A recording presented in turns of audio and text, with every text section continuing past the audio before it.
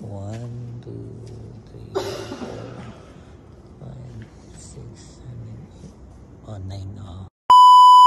Magandang gabi, itong iyong kabayan Kobe, the picker, the installer, reporting. Medyo late na ngayon, magka-10 o'clock na meron tumawag sa akin. Nagpapa-ocular, isang malaking company. Ewan ko kung familiar sa inyo, AutoKid. Nagpapa-ocular, so since umuwi ako ng Bulacan ngayon, i-check ko na yung warehouse nila. Papakabit daw sila ng ventilator. Alright? Ito na, AutoKid. May MG. Okay. Saan pwede mag-park dito? Sa loob? Okay. Ayan. MG. Sila rin pala may AutoKid.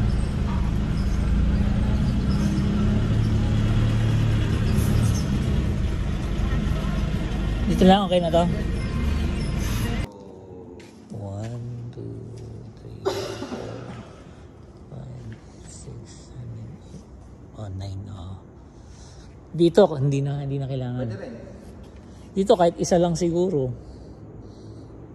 Isa dito, dalawa. Ito wala. Makakabit ng warehouse.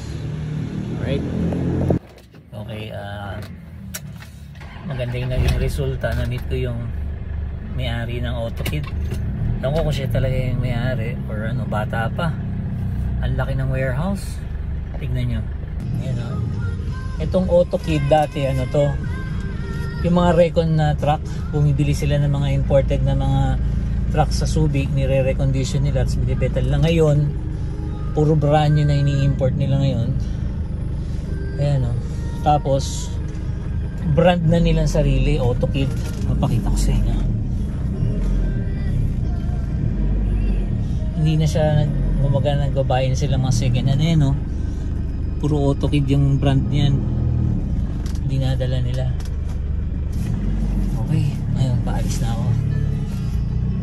So lahat parang 11 plus 3 plus 8 ang ikakabit, malalaki. Alright. Ayan dealer na rin siya ng mga MG, ng mga sasakyan.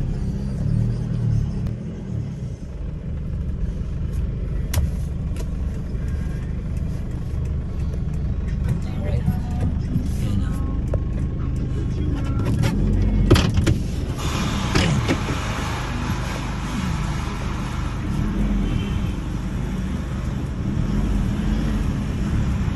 maganda rin yung nangyari. Parang lesson learned sa akin yun. Nag-text ako sa kanya, hindi siya sumasagot. Nakailang text ako pati sa WhatsApp, hindi siya sumasagot.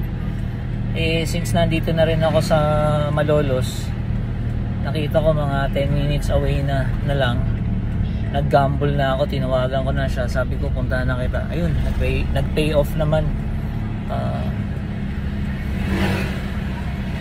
Natuloy, magpapakabit siya. So i-update ko kayo. So for now, magsa-sign up muna ako. Update ko kayo next week pag magkakabit na kami. Alright?